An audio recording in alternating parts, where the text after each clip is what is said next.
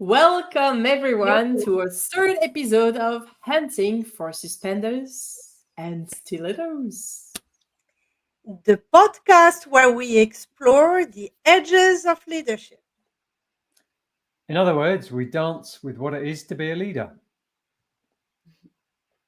My name is Anne and I'm French and living in Amsterdam. And my name is Houda. I am Moroccan and I live in Dubai. I'm John. I'm very much British and I'm here in Cambridge in the UK. And I am Sarah. I'm calling in from Toronto, Canada. And today we are talking about defining leadership. So we all in this group can agree that there's no singular definition for anything in this world, let alone the concept of leadership. And yet we realize we use the word so frequently. It's used in the business world. It's used in the coaching world. We use it. It's in my title of my business. Yet there are so many definitions and understandings of it floating around that we thought it would be interesting to dive in and really explore not what the right definition is, but rather what our relationships are with the concept of leadership and how those relationships might have evolved. And our hope is that for those of you listening, this might inspire some creative thinking for yourself about what your relationship is with leadership and how that might be evolving. So without further ado, I'm going to pass it over to my team and love to hear from any of you about why this topic is important to you.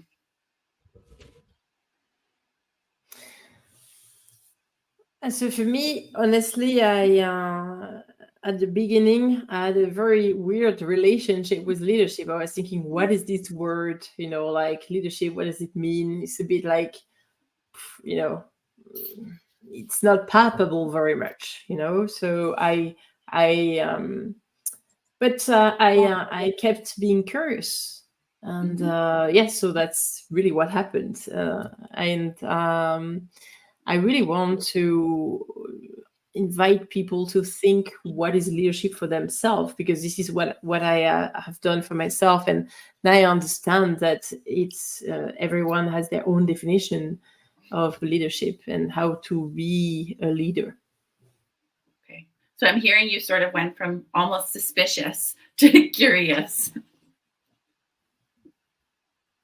Yes, that's it. Yeah, definitely. So being curious, and in fact, even in my title, for years I didn't dare to put like leadership coach, because I thought it was, not super, original or specific, And now I fully understand the meaning of leadership, and for me, it's linked to professional way of being, but also a personal way of being.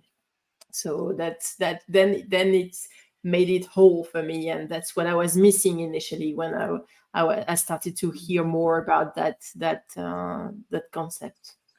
Yeah, you did this when you started talking about it. It's like something grounded in you, rather than, because for me it was always leader. Oh, leader, that's just that, like that's the person who is running this project or running this company. They're the person who's telling me what to do. And this idea of leadership being something that actually, there's the ideas of self-leadership around getting clear on your style of leadership, your values, your sense of mission and purpose. And there's ways to lead in any context. And so this idea that I know you're all familiar with, and that we're all a leader, like we're all a leader when we're taking responsibility for whatever we're up to in the world, in our jobs, but not in our jobs. So yeah, this much broader idea of leadership is something that we're all stepping into every day. I love what you're saying, John. I mean, a bit like Anne, I really struggled with this notion of leadership. Always felt it's a bit pompous, and who am I to pretend I'm a leader? Or who are you to pretend you are a leader? But in its the deepest of its essence and meaning, it is really about taking responsibility, right? Taking responsibility of people. So how do we care about those people? Taking responsibility about the connection we build with those people. Taking responsibility about our contribution to the world and our footprint, if you want. It's also about bringing a sense of clarity around us, right? So, how do we see things now and then further down in the future? So, I think it's a mix of all this, and there is this intrinsic mix of a way of being and taking action. So, speaking up, standing up, for what we believe in and what we want to build.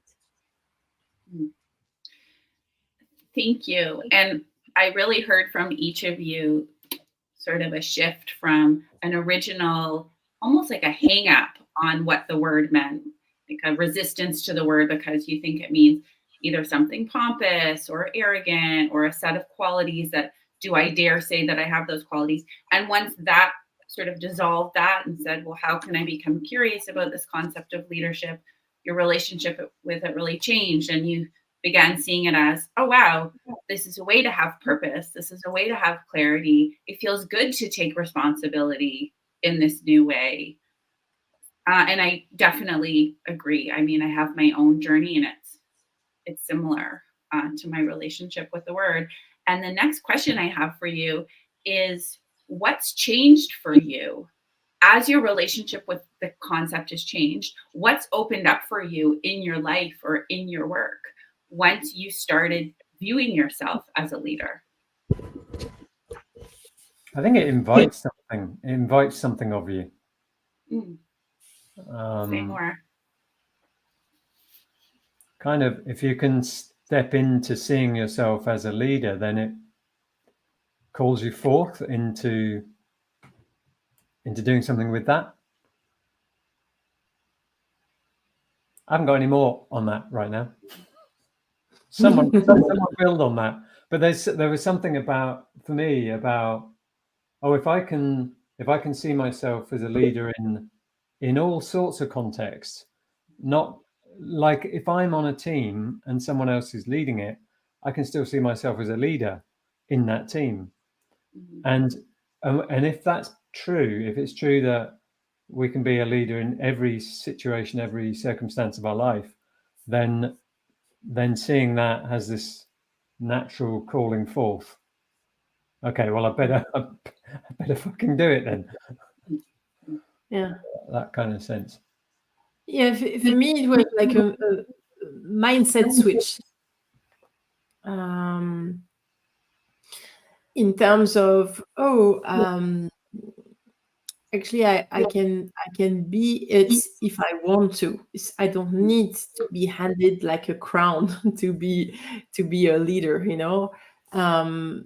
so it was just a mindset switch of like, I am the leader of my life. And then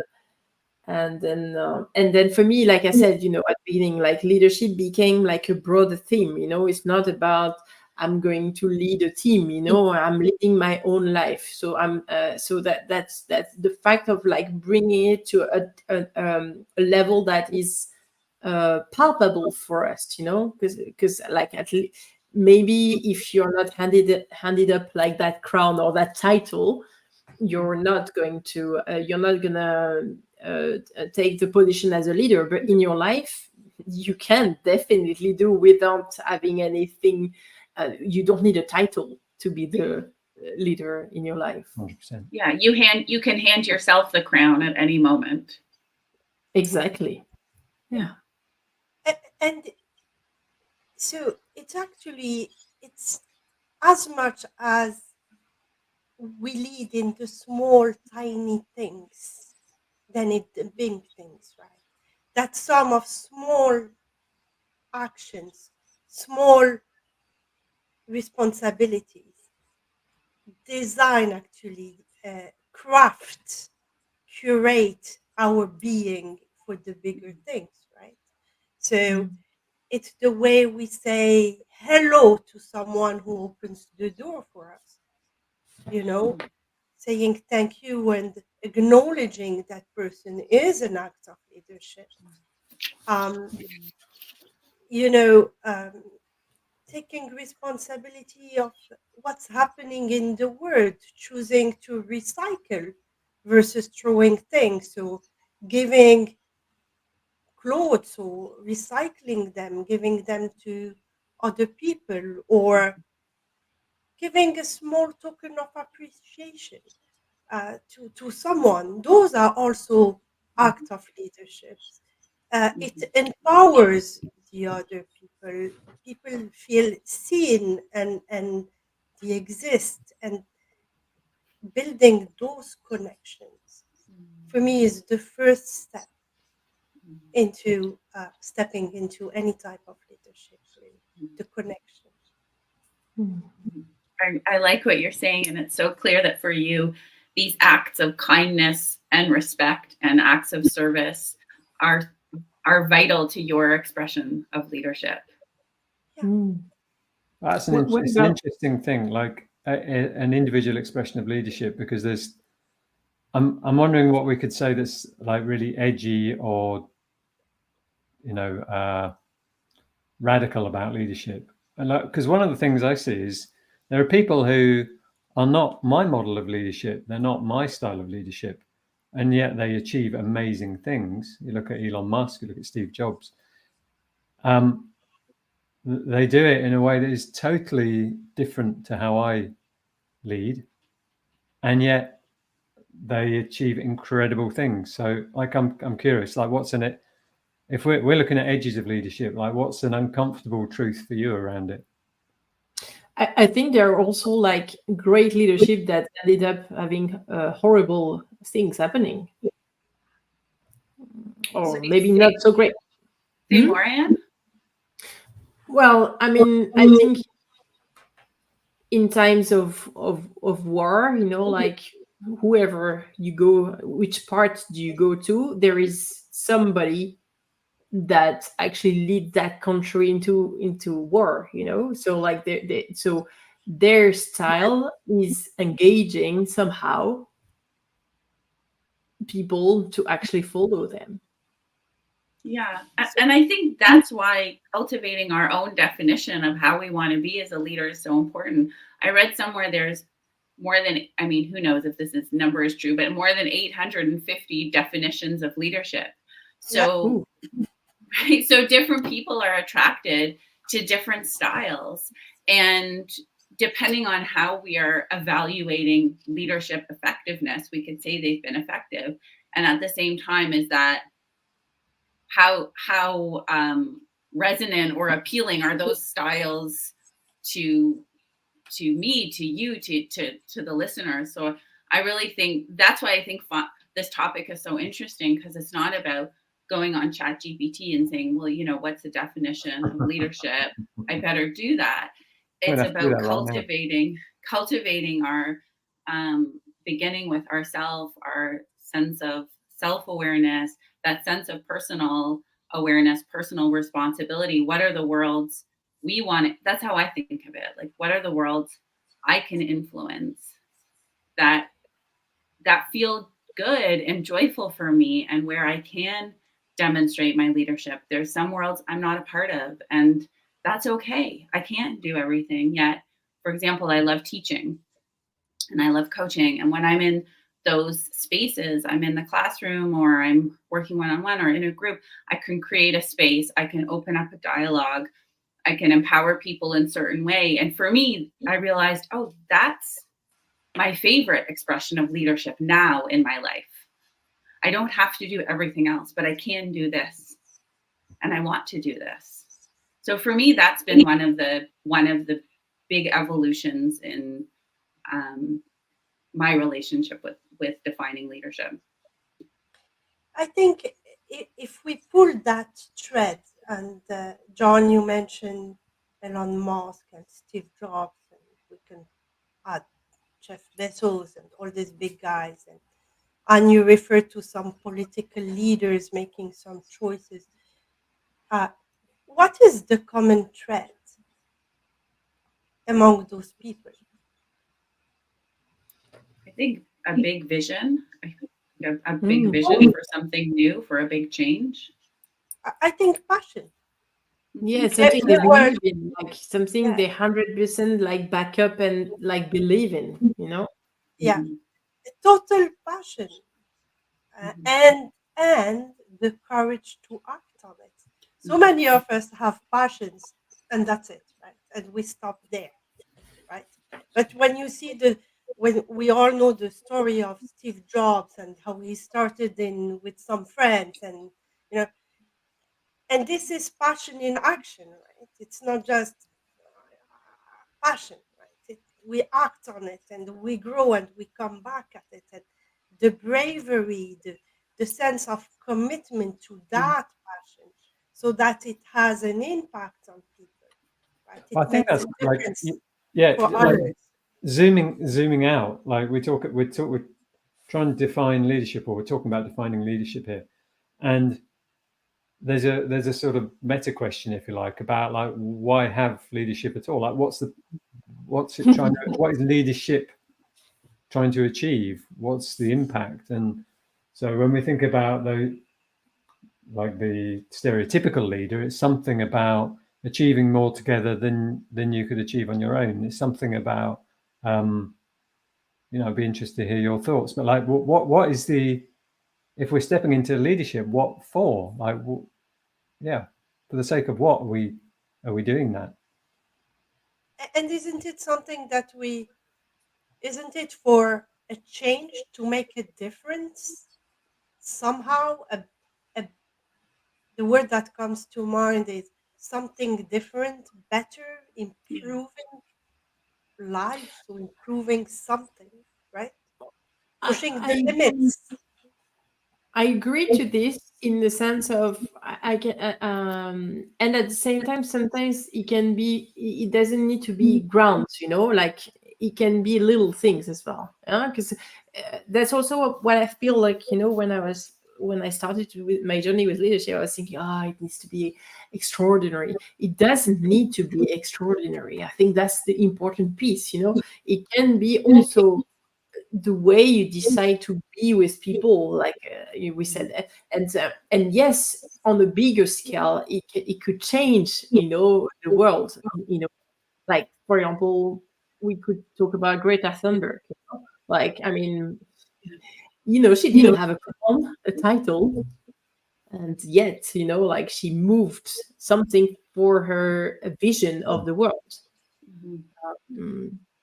Yeah, sorry, you go, John. I was just going to say, building on what you're saying, Anne, about in small ways, which it can be not small at all, like leadership in a family. And what's that for the sake of what? Why be a parent who embraces leadership? Well, there's an impact you want to have, right? There's something you want to be different for your family.